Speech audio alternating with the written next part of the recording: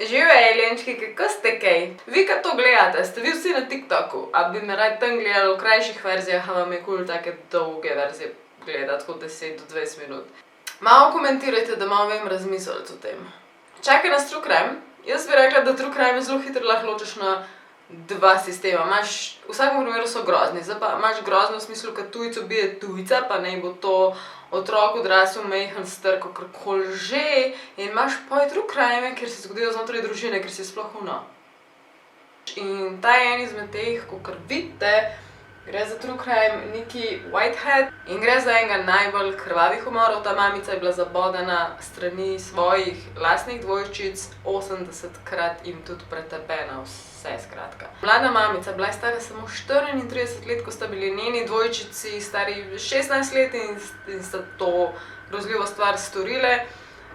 V njihovi hiši doma, v kopalni kadi se je vse skupaj zaključilo in tudi ves ta crime scene od kuhne do kopalnice je bila ena najbolj krvavih stvari ever, ker so jih videli kriminalisti in policisti na tem območju kadarkoli v zgodovini raziskovanja. Se je pa to zgodilo 13. januarja 2010.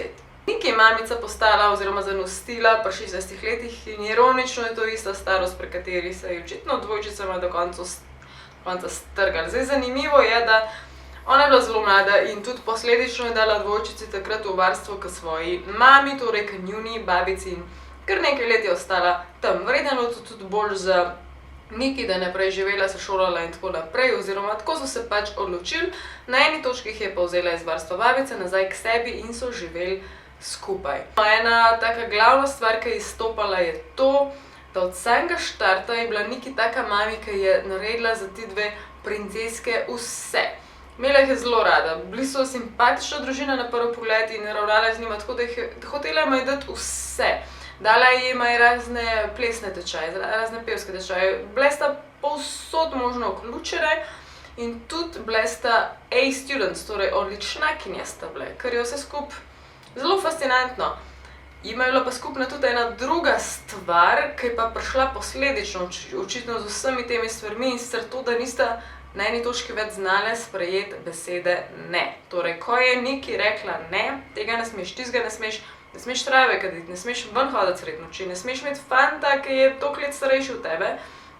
Dvojčicama to ni šlo več čez filter in sta takrat začele zgubljati živce na polno svojo mami in pa je bil to ponavljajoč vzorc, ker v tem vzorcu priča tudi policija. En tak incident je 28. junija 2008. To je bilo v bistvu prvo ali drugo leto potem, ko jih je Nikki dejansko sprejela nazaj k sebi od babice. Po 13 letih, oziroma ko sta bile dvojčice stare 13 let, torej 3 leta preden sta jo dejansko umorile, jih je vzela nazaj k sebi in zelo hitro so se začeli hudi problemi s tem njihovim nesprejemanjem besede ne. In tudi mami je bila zelo prepričana, da one uživata marihuano in da so spolno aktivne. In tretja stvar, da ne hodita redno v šolo. In ko je prišlo do tega 911 klica, torej klica na policijo tistega 28. junija 2008, je tja prišla na kraj zločina policistka. In ta policistka je videla en tak zanimiv primer, kjer sta dvojčici, Jazz in Tess, by the way, bom tako zdaj govorila. Jazz in Tess, to je skrajšano ime. Tudi navzven ne bi izgledale res ekstremno nedolžne, take pritkane, cute, ker na hitro res ne bi noben pomislil, da je karkoli čudenega zadaj, ampak v njima se je očitno nabiralo neko sovraštvo. In ko je ta policistka videla, je videla istočasno dve nedolžni dekleti in po drugi strani mami, ki je izgledala ekstremno prestrašena, kakor da se boji za svoje življenje. Pač videli se je to, ampak ni mogla nič ukrepati takrat, ker pač ni imela nobenih dokazov, nobene podlage in nič. Myra Scruggs je bila ta policistka, ki je prišla na ta kraj, ki jih je mami klicala, policijo, ne, in je rekla, da je mami se zavedala, torej Nikki, da se je zavedala, da karkoli se že dogaja, da dvojčici delata skupaj proti njej na nek način.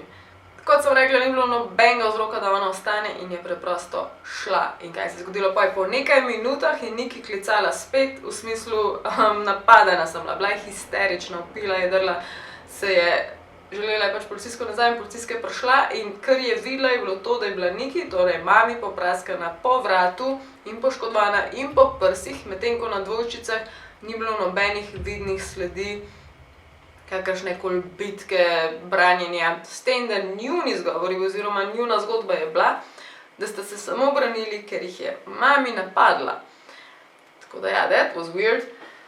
Ko sta šli potem dvojčici na postajo, sta valjda bile zaslišane, govorile s policisti in tako naprej in policistka vse, kar je imela zapovedati, je to, da jima ni verjela niti besede, ker sta bile dvojčice toliko brez čustv, toliko sta to govorile, da sploh ni vedela, kaj se dogaja. Takrat je sodišče označilo dvojčici, malo sem dol padla, za neobvladljivi in jih je dala nazaj v varstvo babici, je pa istočasno so se odločili, da rabijo skupaj z mami za Niki med terapijo. Svetovanje. Bilo nekaj časa ok, delovalo je, da sta dvojčice zadovoljne, da je situacija taka, ampak leta 2010, torej nedolgo pred tem, ko se je tragedija zgodila, sta bile dodeljene nazaj mami. In takrat se je ena izmed dvojčic obrnila in je rekla, če moram nazaj k tebi, te bom ubila. In en teden kasneje je prišlo do tragedije.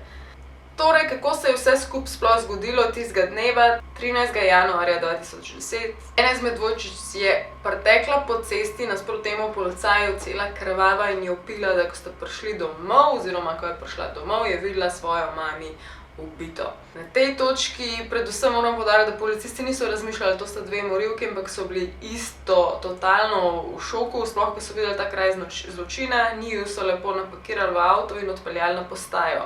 Ena stvar, ki je še pomembna na tej točki, je to, da se je Tess grizla po roki, grizla je roko, kakor en tik in so jo gledali in so rekli, pač kul je nekaj grist roko, pa ona tako, ne, taka sem živčna, pač preprosto grizem roko. Deklici sta jokali, bili sta v grozi, nista vedeli, kaj se je zgodilo, I want my mommy, I want my grandma, pač ona pristna žalost in groza, tako. Glede na to, da to očitno ni bilo pristno, ker sta bili le storilki tega, sta dobro zaigrale.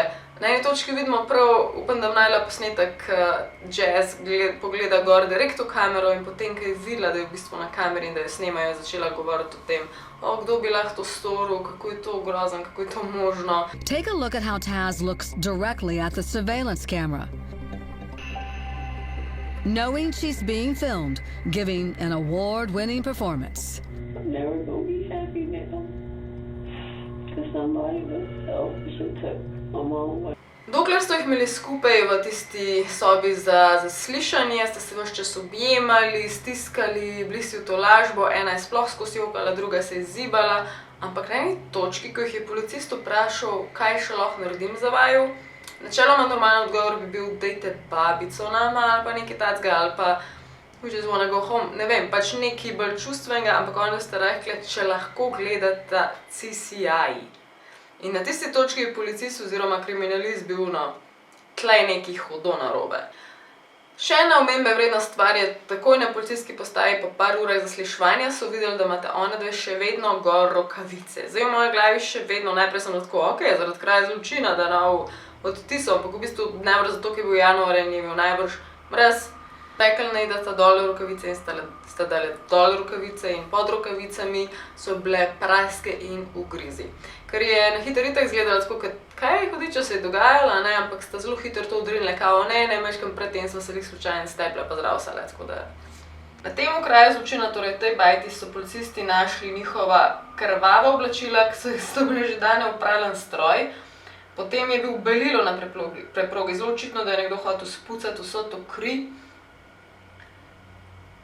Kar so pa tudi zelo hitro pri obdukciji najdel, je bilo pa v Nikijinih zobeh in sicer lase od ene od deklet, kar je že zelo očitna stvar, da je bil pač nek fajt. Kar je pa meni najbolj bizarno in fascinantno je to, da se na točki v kombiju na poti na policijsko postajo, ko se je Tess grizla po roki, v bistvu se ni zato, ker je to njen tik, ampak zaradi tega, ker je prej ugriznila mami in ona je hotela s tem prikriti DNK. Tako da si tako brihtan pri svojih 16 je kar malo scary, se pravi. A ste mogoče že ful prej o tem razmišljali? Zdaj pa pazi to, ker je pa oh my god, policija je rabila 4 mesece, da je zbrala vse dokaze oziroma zadostno količino dokazov, da so bile one dejansko priprti. 4 mesece, kar pomeni 4 mesece premalo dokazov, kar pomeni 4 mesece sta na prostosti, hengata z babico, živita normalen življenje, hodita v šolo in gresta na freaking maturantski ples. What? Končno so jih aretirali 21. maja 2010, 4 mesece kasneje. Takrat se je njun odnos čist spremenil, ratali ste v vesesi, jezne, grampi, njun mugshot je poj tak ful resen, čist drug, jezna ratata in poj tudi s časoma, hvala Bogu, saj priznala sta. Are revealed on this police car recording. I'm not going down for something I did not do. Please file a murder weapon and then get real personal. For real. What the waiting for? They having coffee and donuts and having a good jolly old time. The case looked to be a slam dunk, but would they ever face trial or would they need to? Ful scary je, da sta imela tudi nek svoj dnevnik, ki so ga potem najdeli v tej hiši, kjer sta dobesedno že prej načrtovali ta umor. Govorila sta v smislu, pisala sta not, enkrat ena, drugič druga in sta pisala v smislu, res, če jo ne ubijeva tako kmalu, kdaj jo bova, ker je že res cajt. A ne? In očitno točno to jutro potem jima je šlo vse čez prekipel, ker je mami enega izmed teh 3 glavnih stvari, ki so jo motile pri njuna, da sta zamujali v šolo, so se skregale in ona da še vedno trdita, da je pač mami začela, ker naj bi jih lopnila z neko ponvijo ali posodo, ampak mečkar ne vem zakaj, dvomam, da je mami začela, v glavnem ena izmed njiju jo je zabodla 80-krat.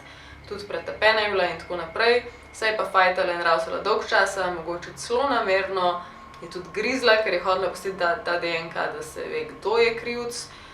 Mogoče je bila mami prav brihtna, kar se tega tiče. Kar se tiče tega zamujanja v šolo, ona dve sta želela, da je njun alibi to, da rečeta, se sva bile v šoli tisti dan. Zato sta tudi šle v šolo, veš, nekrat tako dejansko sta šle po umoru v šolo in pa je prišla dan. Ampak što se je, da je bila žal oziroma na našo srečo tam ena kamera, pa eni bližnji trgovini ali nekaj takega, ker se je videla, da sta šla v šolo par ur kasneje, s tem, da sta še, mislim, da nekoga štopale in prišle v šolo še kasneje. To res samo tako, da rečeš, da si kao bil v šoli, čeprav je bilo zelo jasno, da njun dan ni bil tako sestavljen. Skratka, dvojčici sta dobili, vsaka je dobila po 30 let zapora, kar pomeni, da ta verjeten še za časa življenja, verjeten, sklepamo, prišla je ven, tako da še en tak bizaren true crime. V glavnem, hvala bo zdaj na to, jo Mijo, kaj je? Majča. Pridni bote, radi se imejte, tudi to si danes, Elin vam out, čau, bye.